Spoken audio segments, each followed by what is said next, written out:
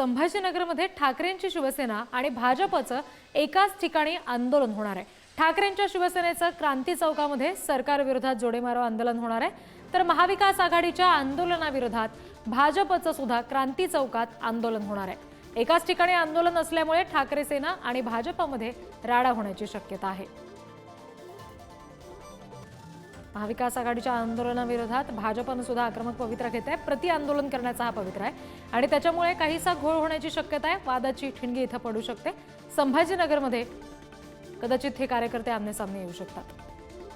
प्रतिनिधी सचिन जिरेंकडून आपण अपडेट्स घेणार आहोत। सचिन, ठाकरेंची सेना आणि भाजप असा वाद कदाचित होऊ शकतो। तुमच्या मागे आम्हाला पोलीस सुद्धा पाहायला मिळतात। कसं नेमकं वातावरण आहे सगळ्या पार्श्वभूमीवर? रिद्धी, जर सांगायचं झालं तर काही दिवसांपूर्वीच ठाकरेंची शिवसेना आणि भारतीय जनता पक्षाचे कार्यकर्ते समोरासमोर आले होते आणि पोलिसांना लाठीचार्ज देखील करावा लागला होता।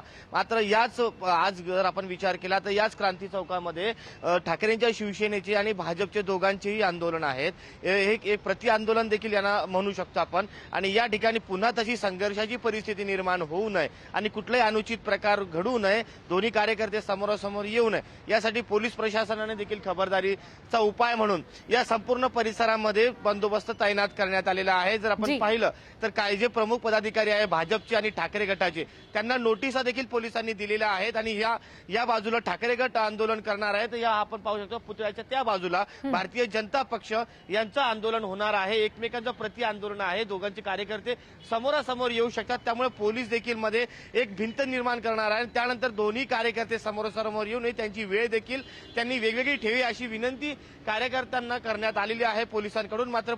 मात्र दोन्ही पक्ष आपल्या भूमिकेवर ठाम आहे। आम्ही त्याच वेळेस आंदोलन करणार असं त्यांचं भूमिका आहे। तर दुसरी जर आपण बाजू पाहिली तर आज जेव्हा आंदोलनाची ही वेळ आहे त्याच वेळेस देवेंद्र फडणवीस हे देखील संभाजीनगर दौऱ्यावरती आहे। ते देखील या आंदोलनाच्या ठिकाणी येऊ शकतात अशी शक्यता आहे। मात्र याला दुजोरा अजून मिळालेला नाहीये, त्यामुळे असं जर झालं तर हे आंदोलन पुन्हा एकदा चिघळण्याच्या मार्गावर राहील। त्यामुळे दोन्ही कार्यकर्ते समोरासमोर येऊ नये याची खबरदारी तुर्तास तरी पोलीस घेताना आपल्याला पाहायला मिळत आहे। निश्चित सचिन, आणि आज दिवसभरात तिथे काय घडतं याचे अपडेट्स तुमच्याकडून घेऊ। तुर्तास धन्यवाद दिलेल्या माहितीसाठी।